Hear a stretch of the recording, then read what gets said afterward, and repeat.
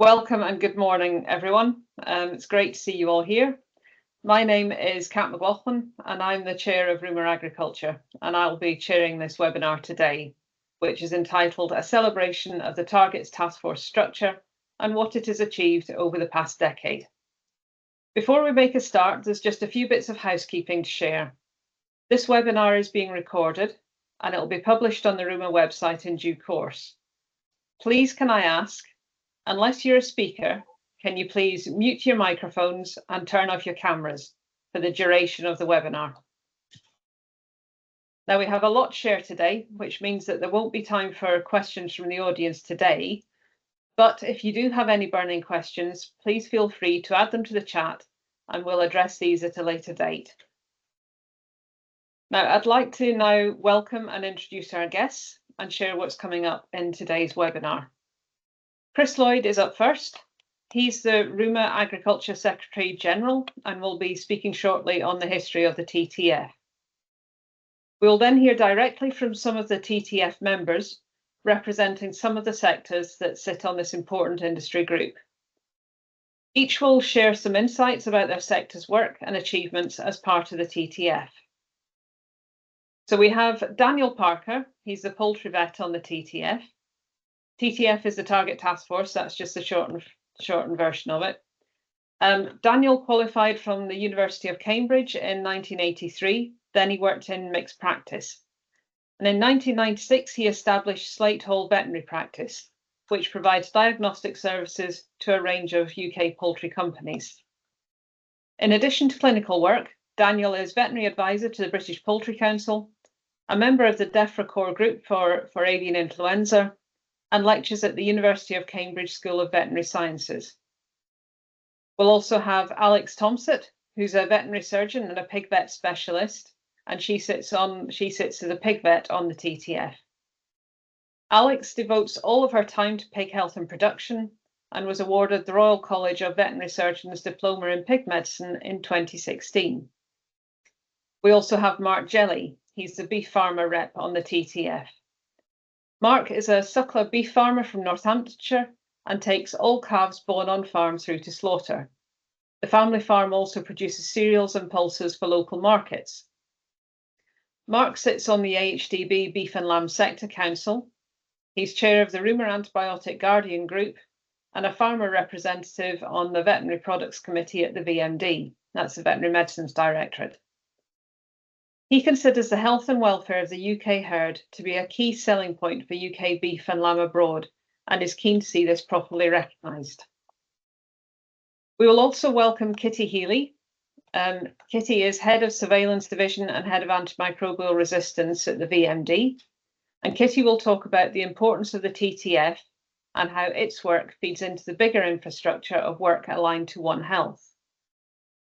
We also have a pre-recorded message from Dame Sally Davis, who has been a big supporter of the TTF and RUMA over the years. And Dame Sally, as I'm sure many of you know, is the UK's global envoy on AMR.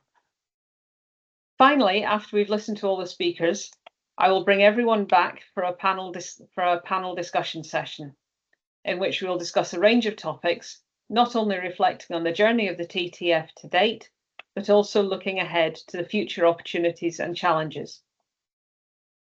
But before I hand the floor to Chris, I just want to take a few moments to pause and reflect. The UK livestock industry has come a long way over the past decade in its efforts to reduce the use of antibiotics. And in coming weeks, the latest TTF and VARS reports will be published. As we sit here today, and using the data from the previous VARS report, UK antibiotic sales for food-producing animals have reduced by 59% since 2014. This represents the lowest sales to date.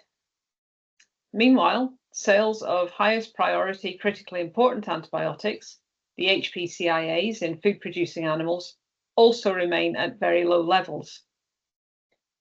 New figures will be imminent later this month on the release of the 2023 data. But I remain both proud and reassured as the chair of RUMA Agriculture that the UK livestock industry has made excellent progress to tackle AMR, and its commitment moving forward is unwavering. All of the achievements have been done voluntarily and have seen the UK praised globally for its efforts, with other countries looking at what the UK has done to help shape some of their own AMR strategies in farming. But we cannot and must not see this as a battle that has been won. Work will commence imminently on the next cycle of TTF targets soon. That will be TTF 3. And there will be lots of learnings and evidence to apply to that process from the first 2 cycles of targets. AMR, as we all know, remains one of the biggest global health threats of our lifetime, and we must protect the efficacy of antibiotics long into the future so that these important medicines can still be used when needed. And that is a key point to make. All of the work underway isn't about striving for zero use. It's about making sure that when needed to tackle the disease and illness, antibiotics can be used and remain effective. So it's all about responsible use, as little as possible and as much as is necessary. And on that note, I will now hand over to Chris, who will talk through the inception and journey of the TTF.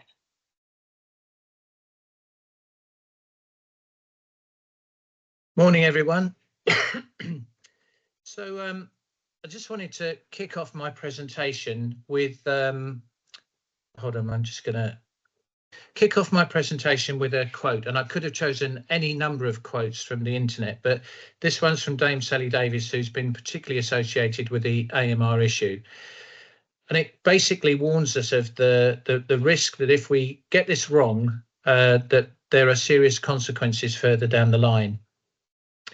So I was reflecting on this, and ultimately, if I think about AMR, it means that possibly one day in the future, I may have a bacterial infection and I go to see the doctor prescribes a medicine and it doesn't work because the bacteria inside me are resistant to the medicine that's been given. But that could be a grandparent, it could be one of our children, or it could be one of the animals under our care. And it seems sensible to me that we do what we can now to prevent that scenario happening in the future, and that responsible use of all medicines, but in this particular case, antibiotics, feels like the right thing to do and the sensible thing to do. As Kat said, use them responsibly at the right time and in the right way. Now, if you just indulge me for a minute, I was thinking about the presentation and thinking about why it's so important to me. And I remember I've been involved in the livestock industry all of my career, longer than I wish to think about now. But I was at a sheep farmers meeting at the Three Counties Showground 10 or 12 years ago. And I can't remember who spoke. I may have even been on the panel that night.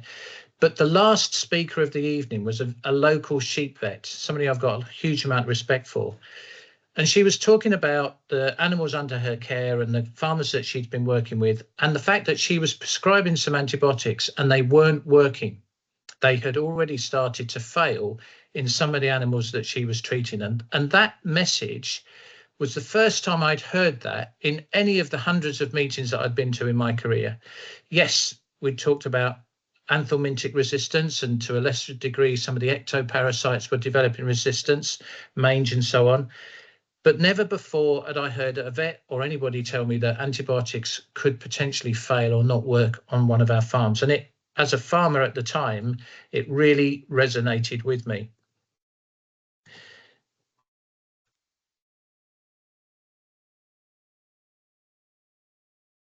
So I've pulled this timeline out of a publication by the Food and Agricultural Organization, FAO, published a couple of years ago, which is a case study on the UK's journey along that AMR route, how we're all working towards tackling AMR. And it goes back to 2006, when we first started to capture and measure the antibiotic use. By 2011, the British Poultry Council had set up its stewardship scheme, and the key stakeholders in that sector were beginning to talk about how they needed to use antibiotics responsibly and reduce their use where they could. By 2013, Dame Sally Davies, the then Chief Medical Officer, was warning the world about the challenge of AMR coming down the track. We had our first UK National Action Plan AMR strategy in the UK to tackle AMR. And the VMD published the first VARS report, which is the antibiotic sales data report that comes out every year. By 2016, the pig industry followed suit, set up their own stewardship group to tackle AMU use in pigs. But most importantly of all, Lord O'Neill published a report written for the UK government setting out the challenge of AMR and a number of recommendations. And in those recommendations, Lord O'Neill challenged the Livestock Secretary under this One Health approach to tackle AMR. He challenged the livestock sector to understand their antibiotic use and for all of the sectors to set targets. And that was the trigger for RUMA to gather together a group of industry representatives from across all of the sectors, and the Target Task Force was born. We had a vet and a farmer from every sector, and there was a commitment from within that group to tackle antibiotic use across all of the sectors. 2 years later, 2019, we had the second 5-year strategy. Sorry, just moved my thing there. By 2020, our first phase of targets were coming to an end. Sorry, my mouse isn't working. And just fast forward to today, 2024. This year, we had the first UK update of the veterinary medicines regulations in the UK for a number of years. That includes how we should use antibiotics and elements of it. We've got now the third National Action Plan, as they're called, for antimicrobial resistance. And our second phase of targets are in their last year of function. Excuse me. So just going back to the Targets Task Force, we had, as I said, it was led by RUMA, one farmer, one vet from each of the sectors, but every livestock sector producing food in the UK participated.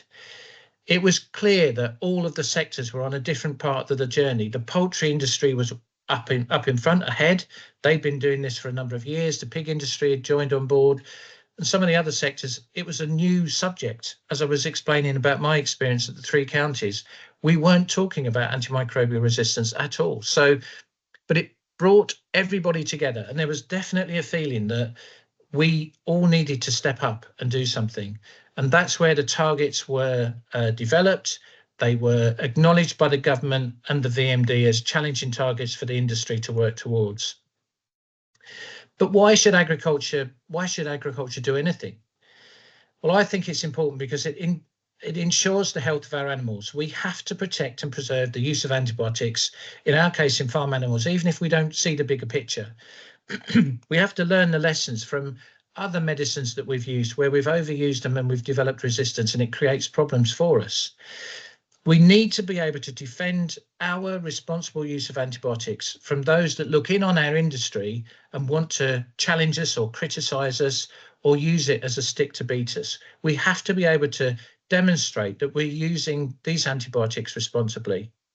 We need to be able to reassure the consumer of the high standards of health and welfare that UK farmers deliver when producing our food, and to ensure that we have access to all of the all of the world markets for UK produce. So when we think back at those early days of the Target Task Force, other than the poultry industry and newly in the pig industry, there weren't really groups out there in the sectors that were specifically thinking and talking about antibiotic use and antibiotic targets. So in those early days of the Target Task Force, we did what we could. It was a starting point for those first 4 years. But since then, we've now seen that every sector has a specific group of stakeholders that come together to talk about antibiotic use in their sector. And they take ownership of the targets that they have, and they take ownership of the activities that they will join up and deliver, be that a campaign or tackling a specific disease, to deliver those targets and use antibiotics responsibly. We've come a long way since those early days. I talked about the differences across the sectors, but even in those first targets, there were some common themes: training and knowledge on responsible use for both farmers, but importantly for vets, highly trained, highly respected people, but they needed to have the most up-to-date best practice and guidelines. So we've got RUMA guidelines for all, but we've seen initiatives like the Farm Vet Champions. We've seen Animal Medicine's Best Practice, a portal for farmers to get best practice training, Milkshaw in the dairy sector. The list goes on. We've also seen all of the sectors work really hard to limit the use of HPCIAs. These are the critically important antibiotics for human use. They're embedded now in our farm assurance schemes. They're embedded in the veterinary medicines regulations. All of the sectors wanted to tackle disease through better biosecurity, use of vaccines where available and appropriate, and good nutrition to ensure healthy animals. And it was also about measuring antibiotic use to assess use in the bigger picture, to inform health plans at a farm level and inform national campaigns at a national level. Don't worry about the detail on this slide, but I just put it up. This is a summary of where we got to at the end of the first phase of the targets. All the green blocks are those targets which were achieved early. The amber blocks are those that would have been achieved in 2021 had we have measured them the following year. The pink ones were work in progress. But on some of the targets, we realised we weren't going to get there. So we reset the clock in 2020 and set up Target Task Force 2, which is running until 2024. But what we learned early on in the journey of the Target Task Force is that data was a really important driver. Those sectors which had the high levels of data capture that could see what they were doing had higher levels and faster levels of progress.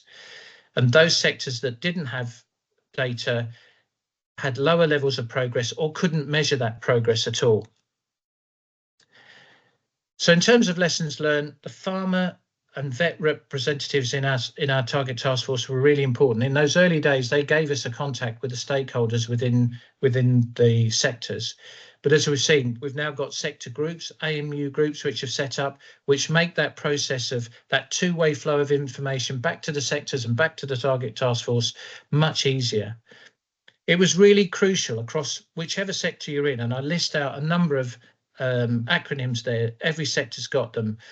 National Farmers Union, National Pig Association, National Sheep Association. It's really important that the key stakeholders in that sector bought into this idea of having a target and delivering activity to deliver those targets. Vets are absolutely crucial to the day-to-day farmer engagement and buy-in. Vets are the trusted individuals that go onto farm, provide advice and prescribe the antibiotics. So it's really important that they're engaged in perhaps changing practices that they've been used to for a number of years to ensure that their advice and their prescriptions are up to date. Every sector is different, both in terms of its integration, its size, the disease profiles it faces, and the system types. So there's no one size fits all in terms of the targets or the way that we deliver them. Each sector has to develop those that are bespoke to their particular sector. But what was clearly important right back at the beginning is that we needed to start somewhere. As I've said, data was really important in terms of tracking the progress and providing motivation, both at a national level, because it shows the overall trends of direction for the whole industry, but potentially the individual sectors, but also at the farm level. For me as a farmer, it informs the discussions I have with my vet, motivates farm staff, and in some cases allows vets to gather farmers together in a practice group and share experiences and share information and lessons learned. It allows us to fine-tune progress made, fine-tune our progress as we go along. The data identifies and modifies our approach. And I've put PHUs in there. That stands for persistently high users, which is something that the pig industry have used. They've got the data. They can see those producers that use large amounts of antibiotics, and they've highlighted them, not to demonize them, but to help them, to work with them, to work through their use and see if they can bring that high use down. This is not about zero use of antibiotics. This is about using antibiotics responsibly, as we've said before, at the right time in the right way. So it's not about getting to zero, but if you can't measure it, how do you know you've got to where you wanted to get to? At some point, the ideal, I suppose, is for each sector to be able to say, with this number of animals under care, this is about the right amount of antibiotics we should have to use to control the diseases that we see, and this is the status quo. That would be a utopia to reach. It's really difficult to calculate, but at some point, maintaining the low level of use you've got to becomes the status quo and the target moving forward. So over the 8-9 years of the Target Task Force, what have we achieved? As Kat said, 59% reduction in the antibiotics used in livestock agriculture in the UK. An 82% reduction in those critically important antibiotics we want to preserve for human medicine, and they now represent just 0.5% of all the antibiotics we use. And we've stopped using colistin completely, which is another medically important medicine. This is a table, a busy table, I apologise for that, but it's from the VARS report from last year. And I put it up because it shows the arrows for the change since last year in the different sectors. Some go up and some go down. And that happens as we respond to diseases, COVID and lockdown and animals on farm for longer, vaccine availability, whatever the issues are. And I apologise for singling out the trout sector, but in 2022, their antibiotic use jumped up quite considerably, but it was because the whole sector was ravaged by a disease which they needed to use medicines to treat those fish under their care. Without it, they would have suffered severe losses.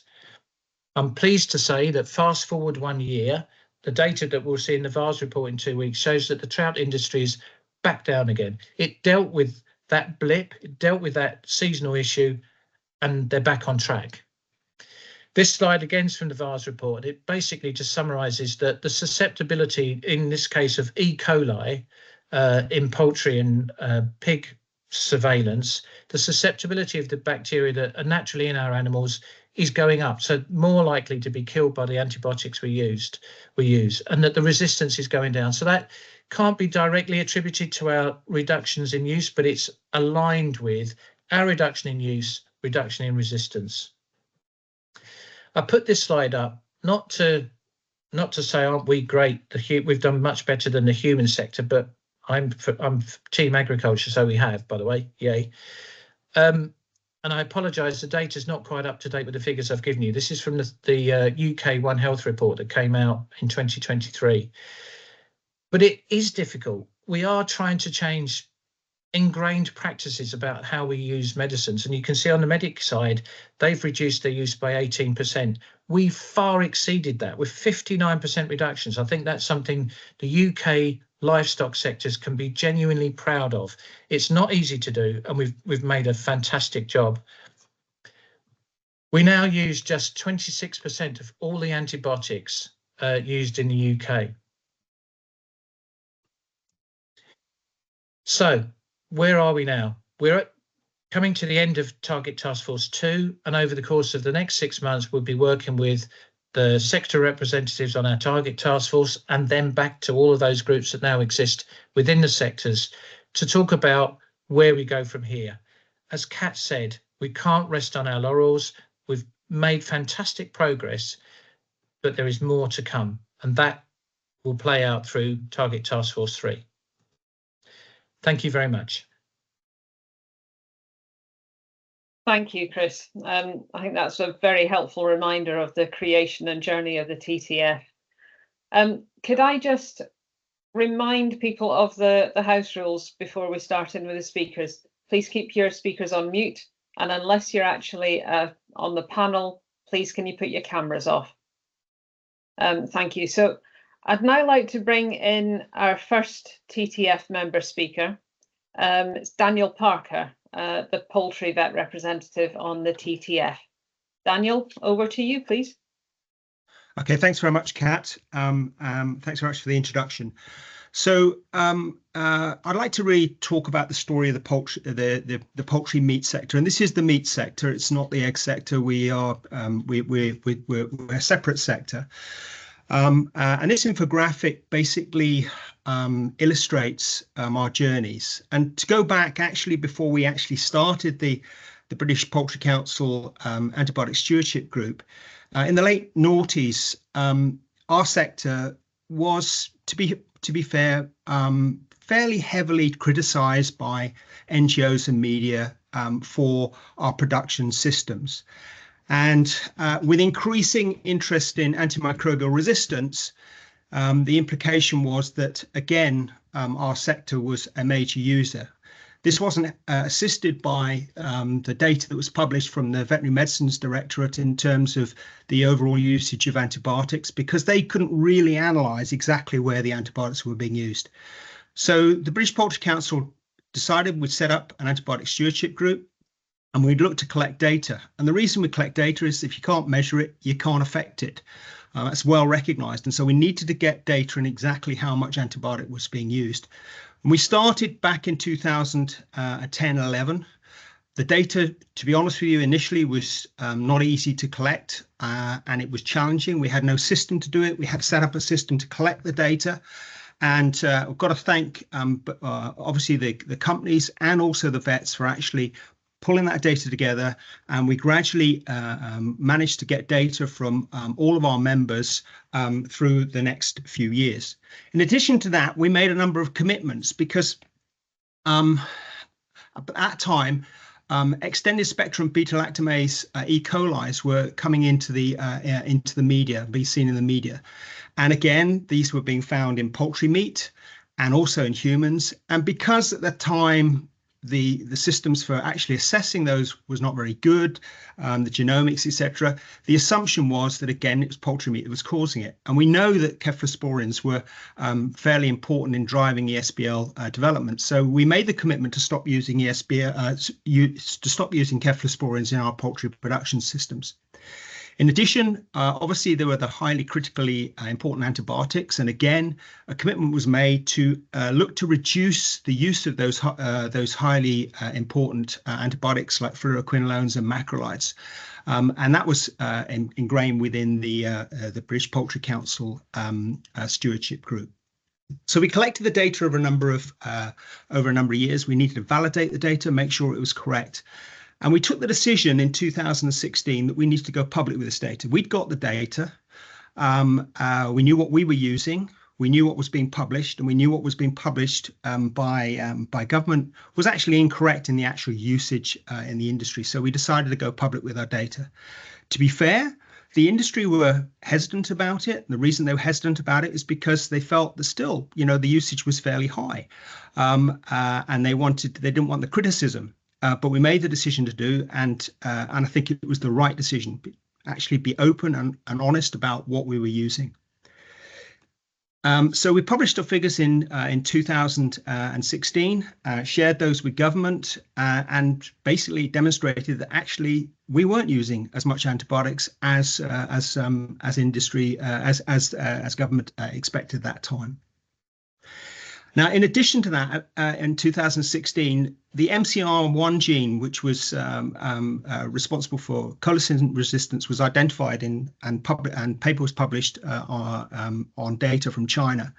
And again, we took the decision this was a real potential problem, and we needed to remove it from our production systems. So again, we made the commitment that we would stop using colistin in our production systems in 2016. Now, the great thing about collecting the data was the data was collected from each of the companies. It was submitted to the BPC. And then actually what we did was we went back to the BPC members and we said, right, this is the overall usage and this is your usage. And the great thing about that is it starts to benchmark, because companies that are very competitive, and they say, well, the production director will say, well, why am I using so much antibiotic when the other guys, the total use in the industry is X? And we know how much poultry meat we're producing. So actually, it was a useful benchmarking tool as well for those individuals, although no one was individually identified. So again, that tended to drive success. So can you give me the next slide, please, Mary?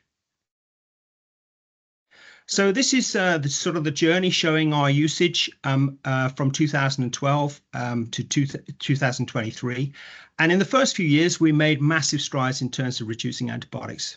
So that's the low-hanging fruit was taken off, and we made some great progress. And by 2017, we'd really reached a pretty low level. And as you can see, the level has sort of gone slightly up, and now it's coming back down again, related to health of stock, and that can be affected by numerous things. So we joined RUMA in the Target Task Force 1. We set our target in terms of what we would want to use in terms of milligrams per kilogram active PCUs for all of our production species, and we managed to achieve that in 2017. So we were well pleased with actually our progress. In terms of where do we go from here, it's like Chris says, we will continue to have to use antibiotics when animals are sick. That's absolutely right. But we will continue to use them responsibly, as little as possible, as much as necessary. That's a mantra that we will continue to use. In terms of going forward, what do we want to try and achieve with Target Task Force 3? That really for us is to try and gather more data from the outliers that are not current members of the BPC antibiotic stewardship group. It's a relatively small number of producers, but again, it will ensure that we have absolutely clear data going forward. And the other thing is we're also looking in terms of sharing experiences within the group, again, to try and assist individual companies in actually continuing on that journey and reducing the usage overall. So where have we come from? I think we've come from a place where, yes, we're using relatively high levels of antibiotics. We're at a point now where we are consistently using levels which I think will continue to have to be used, because we must be able to treat sick animals when they're sick. So with that, Kat, I think that kind of tells you the story. And this final slide just actually shows you where we are in terms of milligrams per kilogram active use in chickens and turkeys, and also the RUMA our Target Task Force targets for actual usage in milligrams per PCU. So with that, Kat, I think I've had my 8 minutes. I'll hand it back to you. Thank you. Thank you, Daniel. And I think, poultry were, as you very much showed us, you were the early adopters of the stewardship concept. And I don't think we can underplay the bravery that, as a sector, that took, to be the first sector to stick your heads above the parapet. I think, kind of absolutely you need to be applauded for that. So thank you very much for illustrating exactly what you've done. And, I think it's a great story. Okay, so I'll now bring in Alex. Alex, as I say, is the pig vet representative on the TTF. Alex, would you like to get started, please? Thank you very much, Kat, and thanks, Daniel, for the opening presentation. Just to give a little bit more context, I have recently joined the Targets Task Force as the veterinary representative when I assumed the role of chair of the medicine subgroup for the Pig Veterinary Society. So I have to thank colleagues that have taken part in the TTF since its inception for helping me to pull this together to give you the full story of what the pig sector has done to date. If you could move on, please, Mary. Thank you. So this is really a story of how it started and how it's going. In the beginning, stakeholders across the UK pig sector, in particular the Pig Veterinary Society and the industry representatives, came together to voluntarily engage with the call to address antimicrobial usage. One of the key early outcomes, as has been mentioned previously, was the creation of the Electronic Medicines Book, the EMB, which was a collaboration between industry and government, mainly our levy body, now AHDB and VND. This launched to the sector at the end of 2015 and early 2016, and was administered and still is by AHDB. This was really important as it enabled the capture of antimicrobial usage data. And in the initial phase, it managed to capture 60% of producer data completely voluntarily, just through the strong clear messaging and leadership that was presented from the Targets Task Force representative to the wider industry. And this was really vital in establishing a baseline of antimicrobial usage data. And as others have alluded to, establishing that baseline is really important in terms of being able to understand where you are to create the journey ahead. If you don't know where you're starting from, you can't measure how you're doing. Following this, quite rapidly, EMB was introduced into farm assurance standards in the pig sector. QMS, that's Quality Meat Scotland, adopted it in 2016, and Red Tractor in 2017. This then meant that scheme members were required to enter data on a quarterly basis, including 2 historic quarters when the scheme was initially introduced into the standards. And this helped to elevate the amount of producer data that was captured from the initial 60% up to circa 95% capture across the industry. And this has really, really helped to underpin that amount of data that we're collecting from the industry over the years.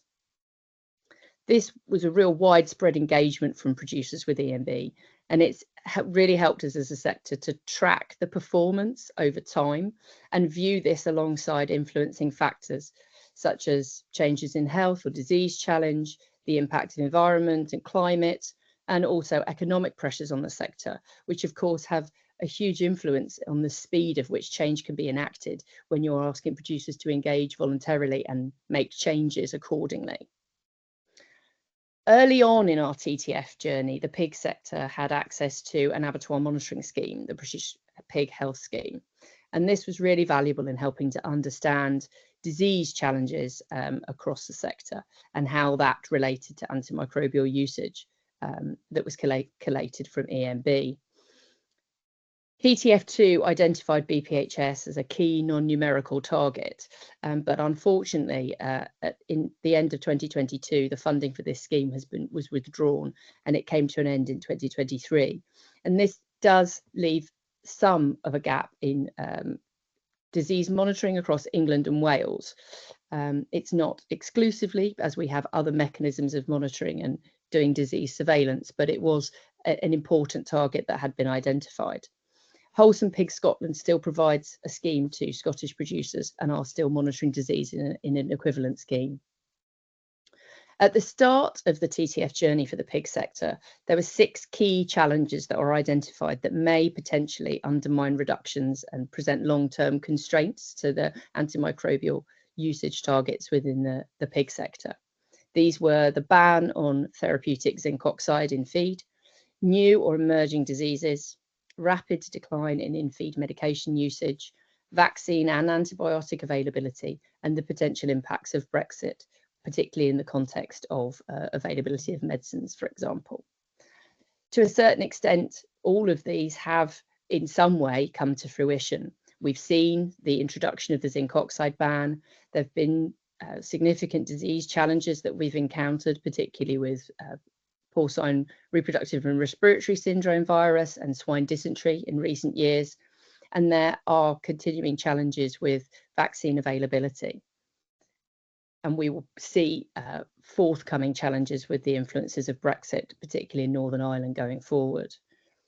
These challenges continue to exert an impact over antimicrobial reduction and its targets, and they will need to be considered alongside any newly identified challenges as we move into TTF3. Next slide, please, Mary.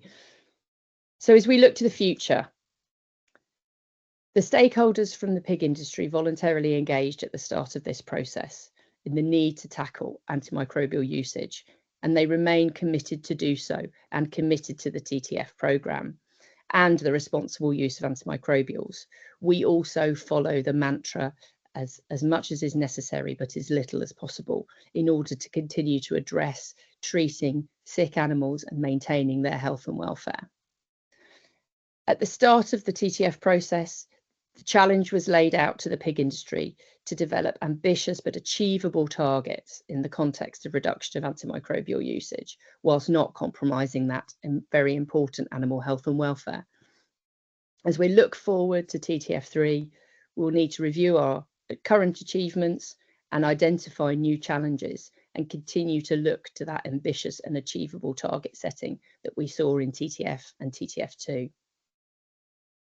We will continue to collaborate with other sectors and share knowledge, learn from other people's experiences, and also look internationally to see what is happening with other industries in other parts of the world. We rose to the challenge initially. We're really committed to continuing into TTF3. And as I've said before, I really have to give a huge thank you to colleagues that have worked through TTF in the pig sector over the years to get us to where we've got to now, and who have helped me to generate this summary. As we look forward to the future, we will continue this commitment and team effort. Back to you, Kat. Thank you, Alex.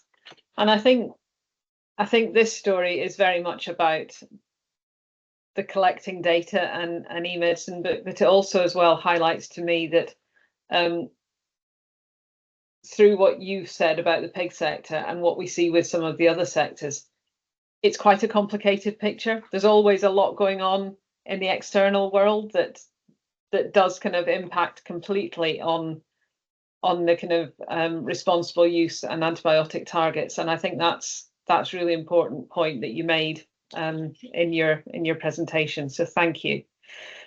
Right, I will now bring in Mark Jelly. Mark is the cattle representative on the TTF. Over to you, Mark, please. And thank you, Kat, for the introduction. Yeah, as Kat's just said, I'm a beef farmer. I don't have the technical knowledge of our previous two presenters. I'm not a vet.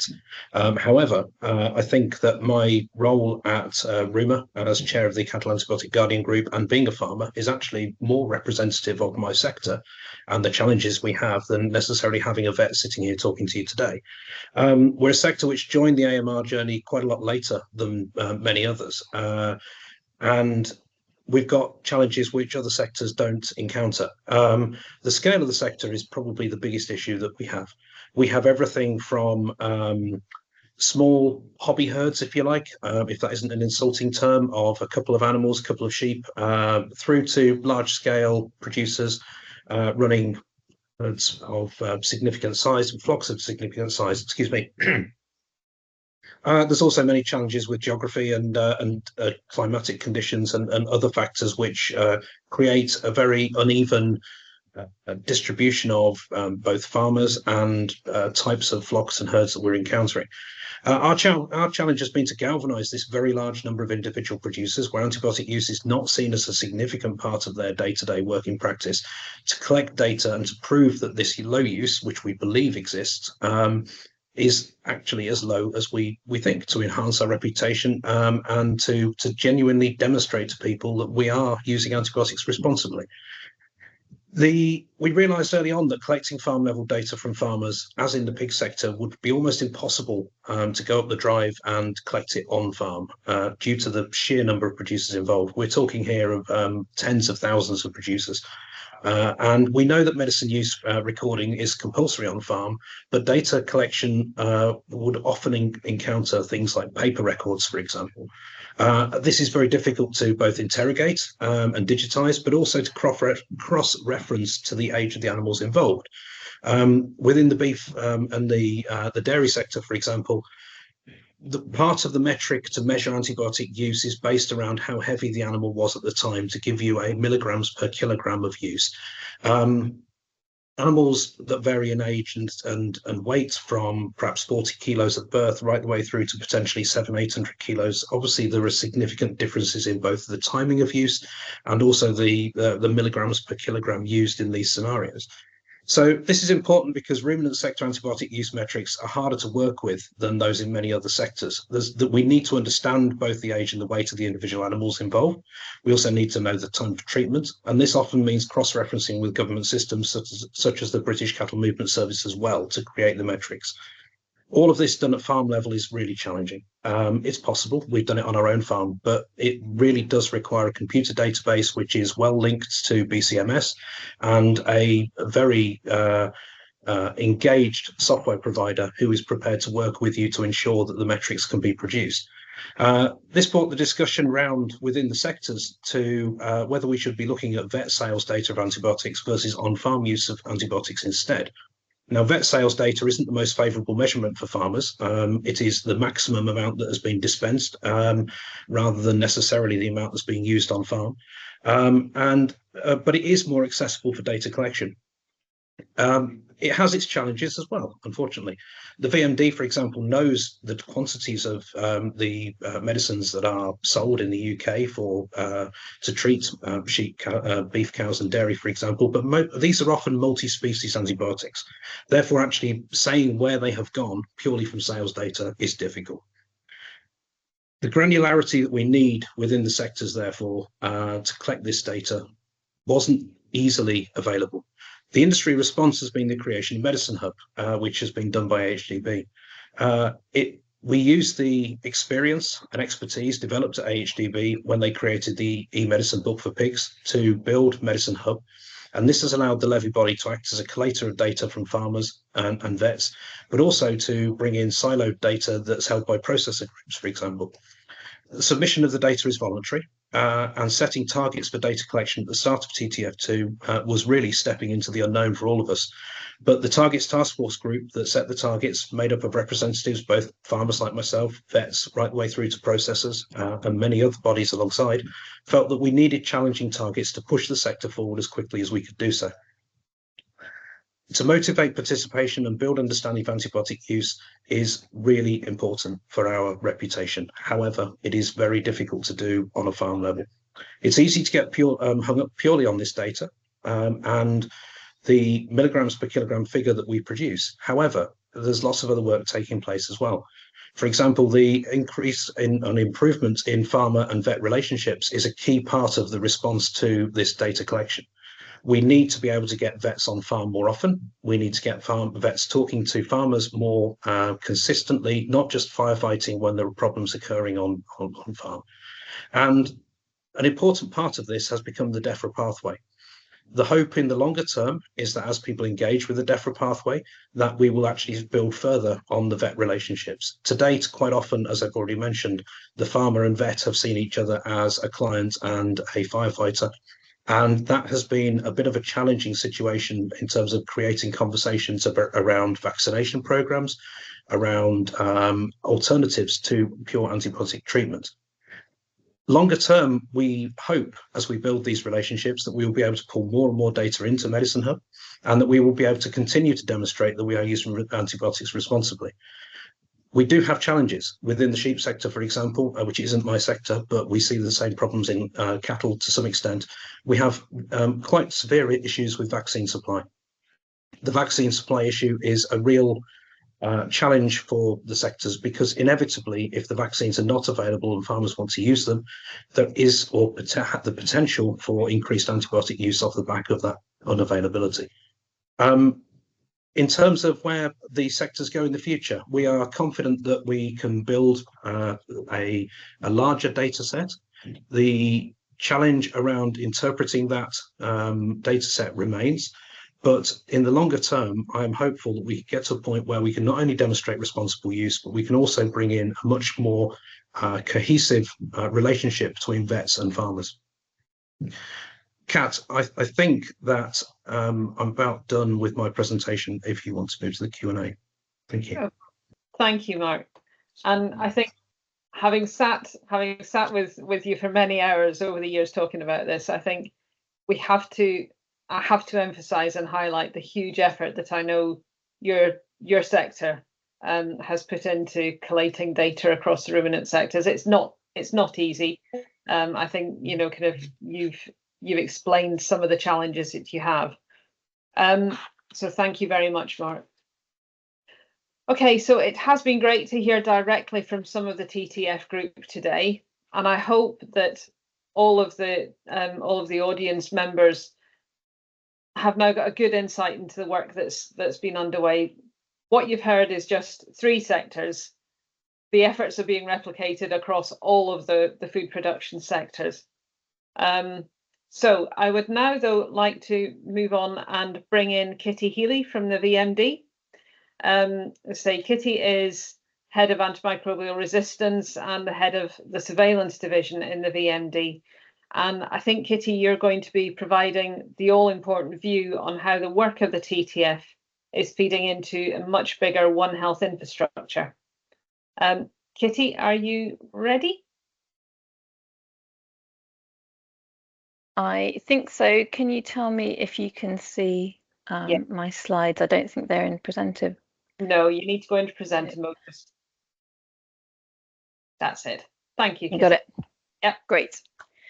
Thank you, Kat. Thank you all. So I'm going to touch on targets, but I'm also going to talk a little bit through the government perspective on all of this.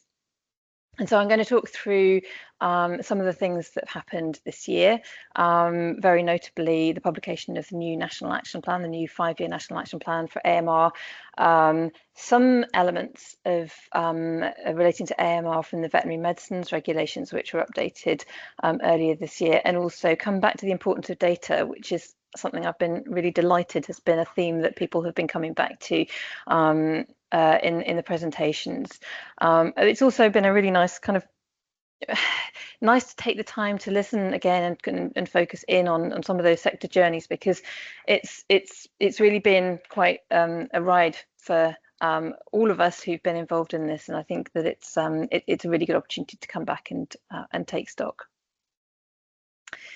So there we go. So I wanted to, some of these slides I'm going to really touch on very briefly, but this is one of them. But I really wanted to put this in the context. We talk about AMR as something which we need to keep committed to, and certainly this is why at a national level we have the 20-year vision to 2040, and this is part of the drive to keep AMR up there on the public agenda as something which is a long-term problem. This is never something we're going to have fixed. This is something that we will need to keep working at and keep plugging away at, and that's a tough ask. That's a tough ask for a policy area. It's a tough ask for anything where we're asking people to consider keeping up that hard work.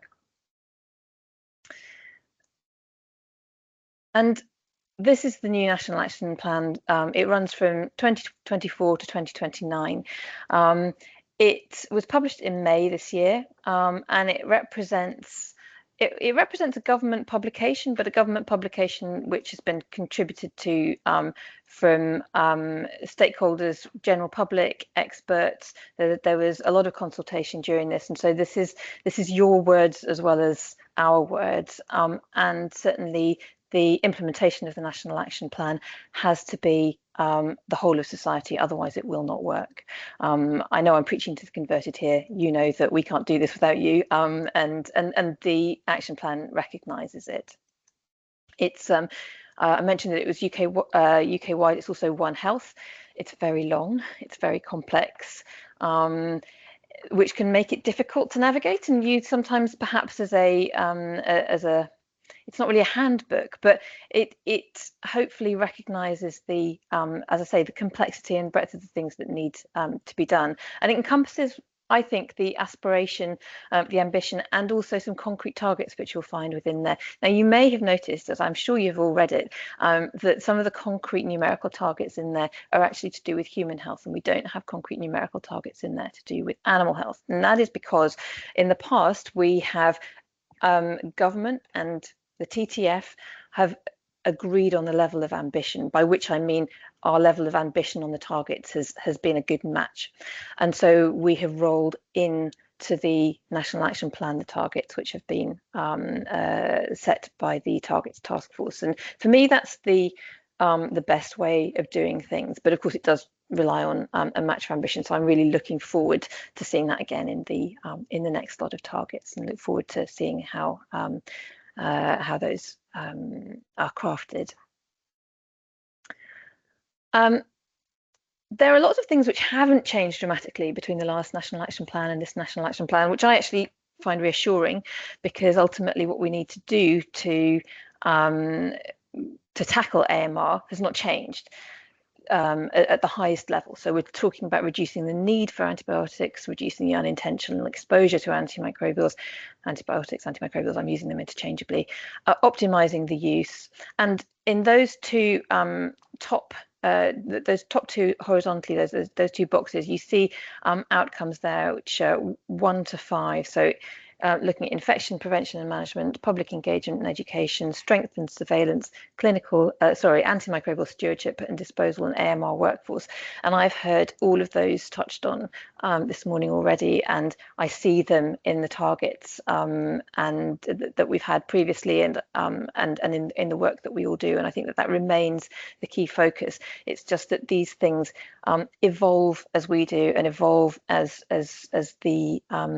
we progress in having more data, for example, or understanding which interventions work, or once one thing is solved, then there's inevitably another thing which comes up that needs to be the focus of our attention. And certainly, I think what this reflects is the building on the understanding and the expertise that has come with the experience of the last 10 years and more in some sectors.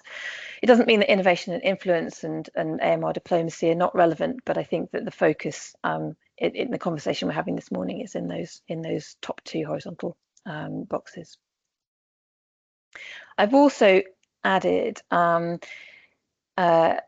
this slide on the top 10 R&D priorities. I've added this because it's important, and I wanted to recognise this, although I do recognise that this is not necessarily something which is going to be a direct focus for the Targets Task Force itself, but I hope you can see here that it touches very much on exactly the kinds of questions that have been coming up, the points that have been coming up, and the issues that need to be tackled as we're all working together on AMR. And we do need to keep on doing research in order to understand. I was talking before about building that understanding, to understand, is what we're doing the right thing? Can we come back and check? We're getting more and more data, for example, on usage. Can we at some point then come back and say, well, okay, well, what practices, are there any common practices in those farms which are finding it more straightforward to succeed in achieving low antibiotic use, and what can we learn from that? So those are my NAP slides. And the next bit of my presentation, I wanted to turn to the update to the veterinary medicines regulations. So a little bit of a pivot here. Now, I know that lots of you will have, some of you may have seen these very slides before, and lots of you will have heard about the detail of the veterinary medicines regulations and some of the AMR provisions within them. And what I really wanted to do here was, rather than go over all of that again, you'll see some of these slides are very busy. I'm not going to go over all of the detail. But what I wanted to do rather was to say, these are the things that we think actually, we set as government makes the legislation, but then the legislation is a tool, certainly for government to use, but it's also a tool, we hope, for people far beyond government to use in this battle against AMR. So what do I mean by that? Well, on the AMR specific aspects, I can split these bullet points into two sections. So the top two and then the bottom two. The top two are those high level, why is AMR important kind of things. So I'm not going to go over those again. Those are covered, I think, in the NAP slides. But the bottom two, I think, are far more relevant and for picking up for discussion in this context. So I think the idea of securing the significant achievements that we've seen squared away by the sectors over recent years in reducing unnecessary use. So how do we kind of come back and support prescribers in not, if the focus goes away, how do we make sure that the pressure doesn't come back to bear on prescribers, perhaps to prescribe when antibiotics might not be necessary? And in that same vein, how do we support UK vets and farmers who've already adopted those responsible practices? So that's very much the spirit in which we've introduced these new measures. So I told you these slides are quite busy for this context. I'm not going to go through them, but I didn't want to take it away, take the detail away, because you'll see just on the right-hand side here, that's the actual text of the legislation, so that if you wanted to refer to it. But what I'm going to concentrate on is this top left-hand corner here, on what it's basically saying and how that fits in with the context that we're talking about here today. So the legislation prohibits routine use of antibiotics to compensate for poor hygiene, inadequate animal husbandry, or for poor management practices, or to promote or increase yield, in other words, as growth promotion. Now, there is, I said I wasn't going to go through it. I will just touch on this term here, subject to the professional obligations of a veterinary surgeon to ensure the health and welfare of animals under their care. Now, this recognises other obligations that vets have, but also, and crucially, we need to look at this legislation. This is legislation. These parts of the legislation are involving prescribers. They're not involving farmers. And in some of these situations, which I'm sure nobody will disagree with, these are very straightforward points where it's inappropriate to prescribe antibiotics. But there are some, for example, if there are poor farm management practices, then that's actually outside the scope of this legislation to deal with through prescribing measures. And so we've tried to bring into our guidance reference to other elements such as animal welfare codes and the Animal Welfare Act, where there are other provisions and other requirements on other actors here. So, for example, in this case, it would be on animal keepers. So animal keepers have an obligation to maintain the health of their animals so that they maintain the freedom from disease, and that will also then enable vets to keep up this part of their legal obligations in the veterinary medicines regulations. I'm also going to touch on prophylaxis and prescribing antibiotics to prevent disease in healthy animals. I've put this slide in. This is the slide which relates to individual animals and touches on the point that it must only be prescribed where the risk of an infection or infectious disease is very high and the consequence of not prescribing it are likely to be severe. But really, I've put that in to build on it to come to the group prophylaxis, which I think is the area where there is more of a debate, shall we say. And one of the things here, and this is an example where I feel that there is scope for the legislation and the implementation of the legislation to go beyond the letter of what it says here. So, for example, if a vet carries out a management review, a vet is required to carry out a management review after administration after prescribing prophylactically for a group of animals, then gradually those reviews will build up within a practice, for example, and then perhaps practices may feel that it's an appropriate thing to do a clinical audit to examine, is there an issue here with certain farms, certain areas, geographical areas? Is there a need for practice protocols, clinical protocols, and this kind of thing? So to build up, again, actually this is coming back to the point about data, to build up the data and the evidence base for taking action. The last bit that I'm going to talk about in the VMRs is antibiotic usage data, which will segue then into the conversation about data. Again,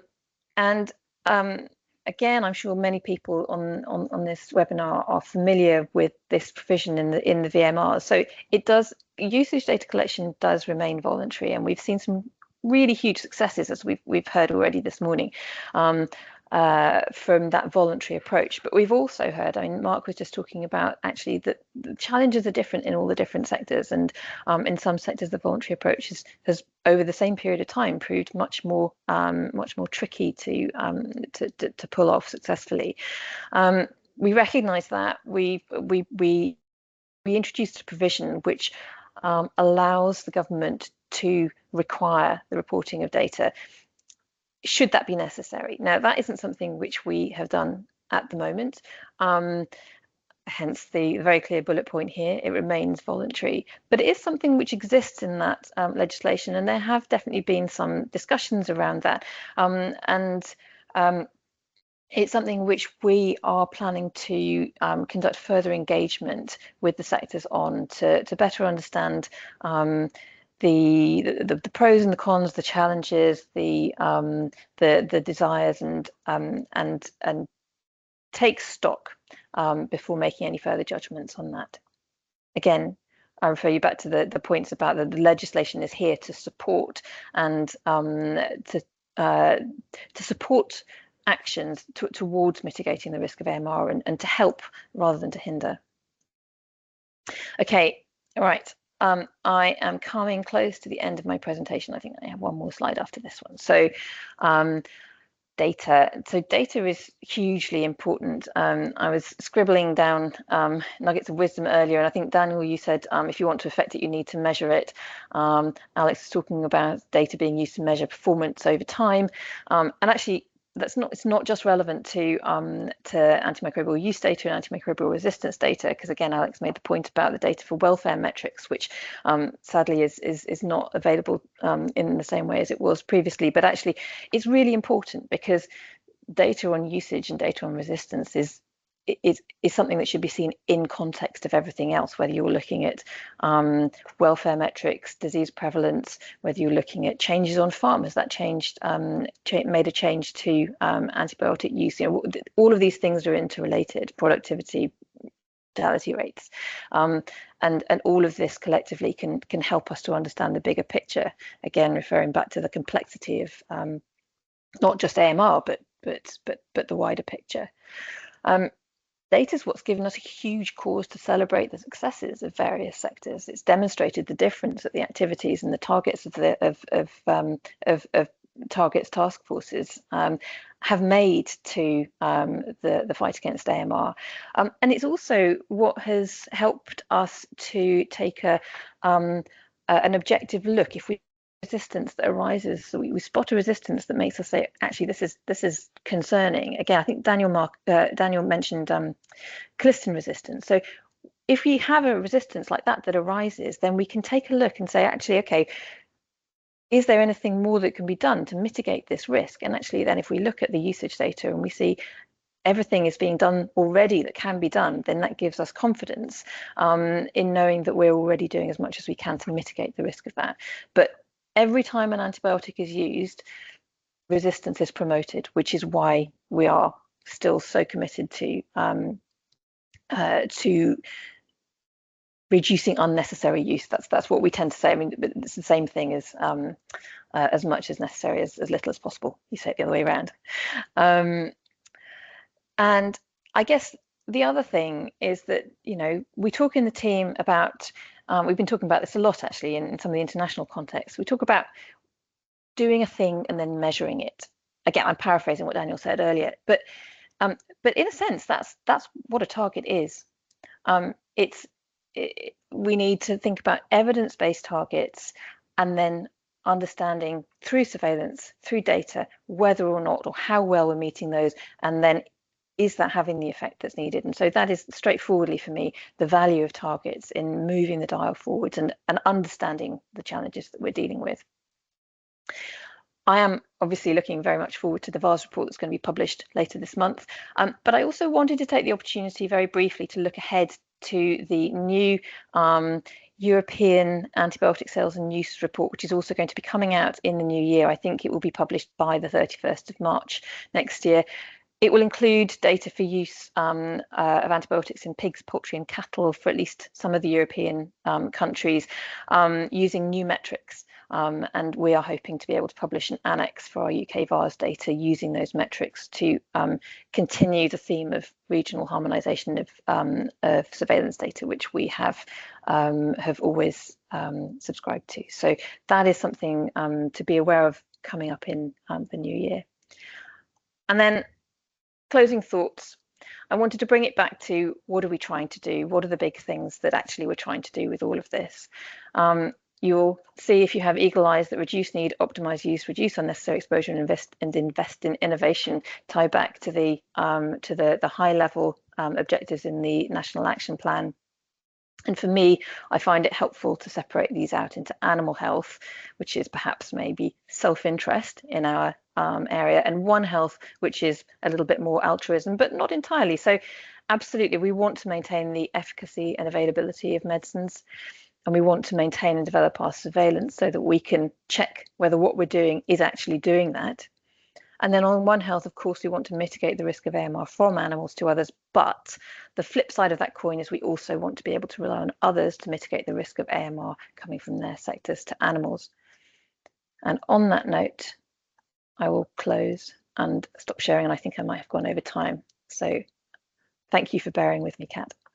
Thank you very much, Kitty. I thought that was an excellent presentation, and I think the one thing that I think RUMA would always recognise, and it's good that we can acknowledge it, I think the way the VMD has worked with RUMA and the TTF over the years has been really, really constructive.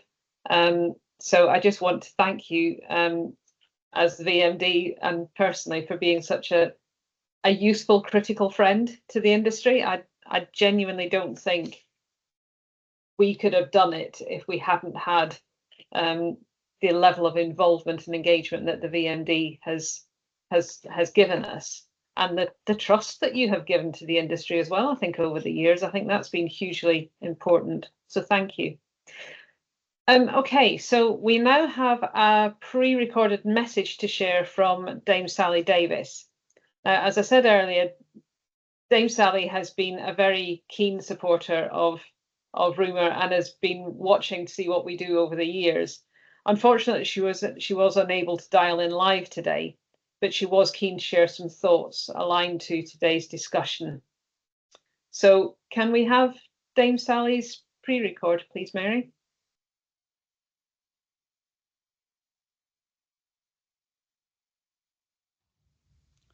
Hello. Today, I want to really congratulate the RUMA Targets Task Force and all of you in the livestock sector on achieving this amazing 59% reduction in antibiotic use. And this has turned out to be, as we predicted, coupled with trends of decreasing resistance in animals in the UK. You've given us the proof. They are linked. It's really impressive that this has been achieved by voluntary and collaborative approaches. It shows the importance of collecting and sharing data to monitor and evaluate progress, of publishing and committing to targets focused on disease prevention, and reducing inappropriate use has been really instrumental in driving the improvements which led to these results.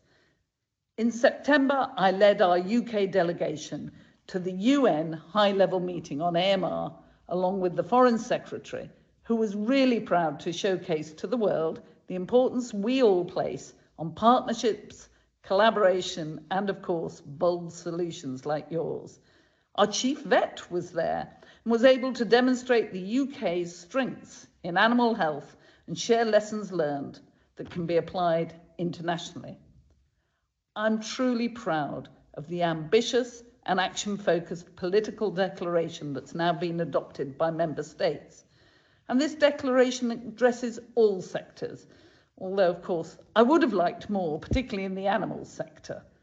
But that means I'm here to tell you the job's not yet done. Do you know the latest figures from the recently published Graham study in humans show that there could be more than 39 million deaths between now and 2050 unless we act. That's tragic. We've got to focus on implementing the political declaration as well as the UK's National Action Plan. And this means working on content-specific solutions to drive progress. You've already done so very much, but I'm sorry, now's not the time to rest for any of us. We've got to build on what's already done, and please go for gold. Lives across the world truly depend on it. And as RUMA's Task Force on Targets considers your third set of targets, I urge you to be ambitious and consider the art of the possible so that we can continue to be proud of our successes, share our progress and the lessons learned on the global stage. You've shown it can be done, and the world is looking to you. And I hope you can see that the sky is the limit, and perhaps even aim for the stars beyond. I'm looking forward to seeing this next set of targets that the RUMA Targets Task Force produces, and the progress that you make with even more collaboration. A big thank you to all of you for your leadership, for your hard work to date, and for the vast more work that you're going to do going forward. You're going to save lives of animals and humans. Thank you so much.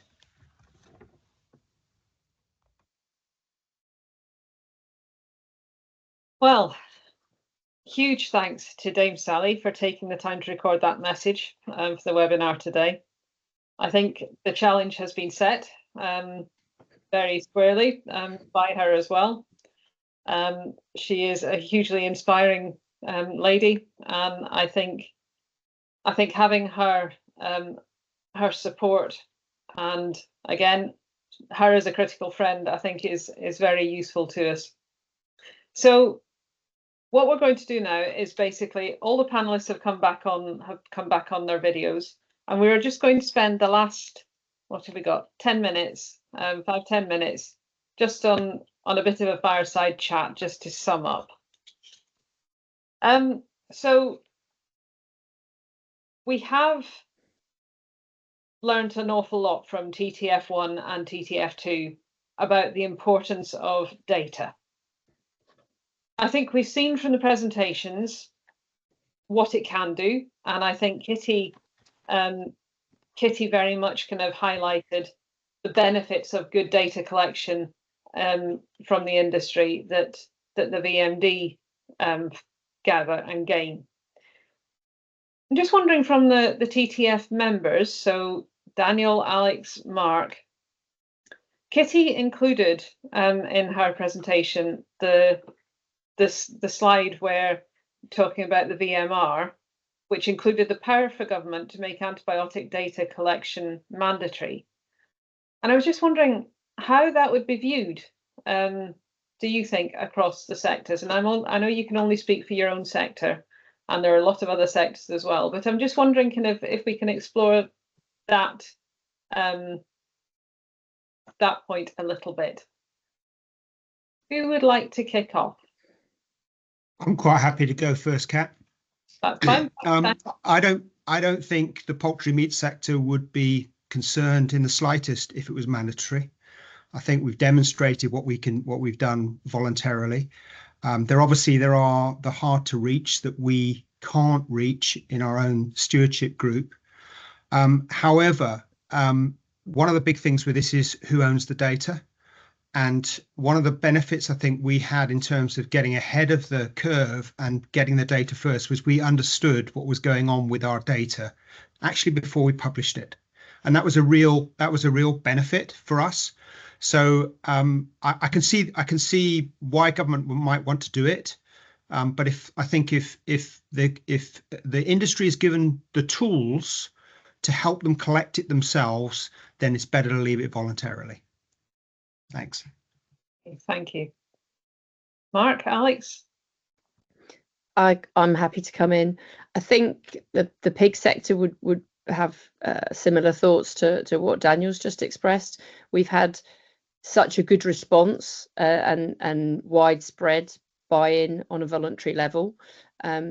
We do still have some elements that are harder to capture, and we've got work going on with the animal health and welfare pathway to try and address that by engaging producers with EMB and antimicrobial stewardship and responsible use through the pathway project. We've made such good progress voluntarily. We would also understand some of the logic behind trying to use mandation to get that sort of almost 100% coverage, but I would agree with Daniel, helping to provide the tools to reach out to the harder to reach, to continue the voluntary engagement as it's been so successful so far in the pig sector, I think would be our thoughts. Okay, thank you. Mark? Yeah, thank you. I mean, I guess from the ruminant sector's point of view, we're the ones that are earliest in this journey. So from our point of view, would we want mandated or regulatory collection of data? I think everything that Alex and Daniel have said about data ownership are very pertinent to us. But I think it's also really important to understand how this data would be collected. It's quite simply impossible to collect this information on farm from every single farmer in the UK because of paper records, because of the lack of IT in some parts, because of all sorts of other reasons alongside this. if you are going to collect the information through mandated collection, we need to have robust population data in the background for the cattle, for example. We need the IT with Medicine Hub and BCMS to talk to each other coherently and in a way that allows the generation of use figures for farmers. And farmers need to retain use of that and retain control of that figure at the end of the day. I would love to be able to take my figures to the processor and say, this is the antibiotic use figure for my farm. I know it's correct, without having to show them all my medicine records and everything else, because that's commercially sensitive information. They don't need that. So from my own point of view, yes, I think that there is an argument that we ought to be exploring whether the compulsory data collection is required. But I think we need to be seeing the big picture and the challenges around it, because the one thing I've learned through the last couple of years, especially with the work with Medicine Hub, is that data ownership, data governance is far more complicated than I've ever realized. And that commercial sensitivity with producers is really, really delicate as well. And there's a lot of goodwill in the industry at the moment, working hard towards producing a picture of a responsible use within the ruminant sector. And it'd be a real shame to lose that. Okay, thank you. Chris? Yeah, Kat, I just wanted to add a comment, really. I said in my presentation that data is relevant at two levels in my head, the national level, but at the farm level. And this all starts at the farm level. So I think it's really important that we get the buy-in and engagement from the vets, because they're the ones who can help the farmers to collect the data and potentially upload it into some kind of national database like the Medicine Hub. They're the ones who can explain the data and make it relevant at the farm level and engage the farmer. And whether you make it mandatory or voluntary, at the end of the day, this data has to mean something at that farm level for those things above that, for the national collection to really work. Thank you. And Mark, I was just wondering as well, looking ahead to TTF 3, where's the cattle sector going next? You know, kind of, is it about data, or what's those ambitious next stage of targets that Dame Sally has challenged us to come up with for your sector? That's a friendly question, isn't it? Thank you, Kat. Yeah, I mean, as far as the cattle sector goes, we know we need this data. We want this data. I want to be able to turn around to other countries, to my processor, to retailers, etc., and say that my sector is not only using antibiotics responsibly, but can prove that. So yes, data collection still features going forwards. It would be a real mistake for us to stop with data collection. Now, whether we're measuring the right thing in terms of number of holdings and how we actually gather that data, that would be something which we need to discuss with the likes of HDB, with who are running Medicine Hub, because they've got far more experience of the problems that they've encountered with data sets, for example, than I have. We need to be discussing it with the retailers, the processors, with the vets in particular, and that's the advantage of the TTF group and the Cattle Antibiotic Guardian group, in that I can draw on expertise from probably 20-25 different organisations within my group, who can all give input as to where the challenges and opportunities lie. Now, as far as I'm concerned, going forwards, we need to build better farmer-vet relationships. That's the absolute key. Use on farm generally within the ruminant sector is expected to be low. The evidence we've got to date supports that theory. But responsible use doesn't mean not using antibiotics. And the worst thing that could happen is for any of my colleagues within the sector to turn around and feel that to be responsible, they've got to stop using antibiotics. Animal welfare has to come first. And the messages around this have to remain responsible. The interaction and relationship between farmers and vets is absolutely crucial to that. And I want to make sure when we come up with a new set of targets that we don't just concentrate and get focused purely on data collection, but we also continue to look at building those relationships and responsibilities between the farmer and the vet. Thank you. And then Alex and Daniel, so your sectors are both kind of on slightly different levels, but you've been doing data for a long time, you've been collecting data for a long time, and reduction can only go so far. You both talked about actually kind of getting down to levels where we deem is an appropriate level and trying to sustain that. And I know you're in different kind of parts of that pathway at the moment. So I'm quite keen to understand from your sectors, is it about having a blended approach to targets? So having some continuing with the kind of hard metric type targets, or having some, we call them softer targets, where we're looking more at holistic health aspects? What do you both think about reaching that kind of that level that we think is the appropriate level, and then sustaining it? Who wants to? Alex, do you want to go? I'm happy to go first. I think in terms of looking forward to TTF3, I highlighted in my sector presentation that right at the start of the process, there were 6 key areas that were identified as potentially posing threats to how we could continue with reductions and might present constraints. And I think that does feed into how we view TTF3. I think we have to continue having numerical targets. We have data. We want to continue to be able to use that data and add to it, hopefully. But I think in order to address some of the challenges that were thought of initially that are present currently, we have to use non-numerical targets as well. We have to look at biosecurity. We have to look at disease challenges, how we monitor health and disease challenge across the sector.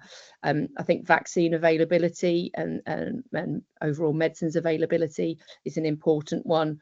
I think Chris alluded in his presentation to the importance of utilising these medicinal tools in order to help us work on reduction of antimicrobial usage.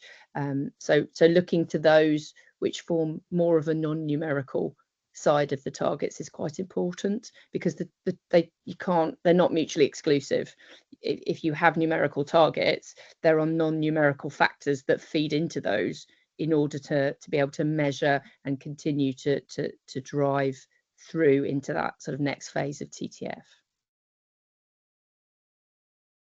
Thank you. Daniel, can I prompt you? We've got 2 minutes. Well, not yeah. I think the medicines availability story is really quite important. We have a limited number of products that are available to the species that are licensed for use in the species. What worries me slightly is actually if we use even less, whether the companies will continue to want to support registration of those, because actually that's how they make obviously make their returns. So that's a slightly worrying aspect, where we continue to have the medicines available to us when we need to use them. In terms of targets, look, we'll continue to focus to try and continue to reduce usage. It obviously becomes harder the lower you get, and actually the lower the amount that's being used, it becomes harder. But we'll continue to focus in that area, and that will really focus around supporting support between the companies to understand where it's being used, what are the challenges, and how have people tackled those challenges, so supporting each other. And I think I think in essence our targets are probably going to be a little bit more softer, but we will look to try and continue to reduce usage as much as possible. Thank you. I think I'm very conscious of time, but I'm just quite keen, I think, to come to Chris. How does RUMA maintain enthusiasm for responsible use and AMR in the next set of TTF targets, Chris? I think, having worked in a number of organisations, RUMA is quite unique in that it has a membership that genuinely crosses the entire supply chain, food to farm to fork kind of network, but also across all of the sectors. And I think that's the key to this. If we can maintain the enthusiasm of all the stakeholders that exist in each of the sectors, and every sector has them, and when I say stakeholders, I mean in the sector I've worked in most, the National Sheep Association, the Sheep Veterinary Society, AHDB, NFU, those key organisations help join up all the different bits of activity. They're the touch points with farmers at farmers meetings, knowledge transfer, research. We have to maintain their enthusiasm, and I think it is there. And with that, we can continue to kind of engage with farmers and drive them forward. And as I said earlier on, if it makes sense to farmers and they can see the value in it, then I think we'll continue to have that farmer engagement. Thank you. And Kitty, can I come to you for the final answer? I wish I, yes, of course. How do you think government is feeling about the continuation of TTF? Are you still inclined to continue down the same kind of cooperative, critical friend type route? Are we maintaining your enthusiasm as well? Well, I certainly can speak for myself on this, and I wanted to, I can speak for my team in saying that we are relentlessly enthusiastic. I mean, genuinely so. This is something which is incredibly important to us, and it is a very complex area. I talked a lot about complexity, and one of the issues of complexity means that one group can't do everything, but we are here, we're enthusiastic, we're determined, and we're absolutely ready to engage and support in any way that we can, and we come to a lot of the meetings that have been talked about and are listening, and so we would very much want to engage with that. Final word, the TTF, absolutely. And we've seen the power of the TTF to do things that we could not possibly achieve from a government trying to do the doing standpoint, and that critical friend thing works. Relationships need to be maintained, and we really recognise that in the continued engagement that we have. So let's keep that conversation going. Perhaps let's keep that as an integral part of the TTF discussions. How do we review how we work together and maintain that enthusiasm? Okay, thank you. Well, look, I think I will start to draw things to a close. I'm so pleased to see that we've maintained numbers on the call. So I think that's great. Thank you as the audience. I want to just put out a big thank you to everyone for joining. Big thank you, of course, to our speakers. It's been great to hear directly from members of the TTF group. So Daniel, Alex, Mark. Thank you, Chris, from RUMA. And behind the scenes, we've had Mary beavering away as well. So thank you, Mary. And obviously, big thank you to Kitty for giving us her time from the VMD as well. And a big thank you virtually to Dame Sally Davis. As I said at the start, a recording of this webinar will be added to the RUMA Agriculture website soon for you to re-watch. Please do encourage others to watch it who couldn't attend today. And the next thing is a bit of a plug for later on in the month. The latest VARS and TTF reports will be published on the 19th of November, I think it is. And then we'll have a launch webinar for these two reports on the 20th of November. So please do put that in your diary. And I hope very much to see all of you attending that 20th of November webinar. In the meantime, thank you again. I hope this has been of interest and useful, and I will let you all go and get some lunch and get on with the rest of your days now. Thank you all very much. Goodbye.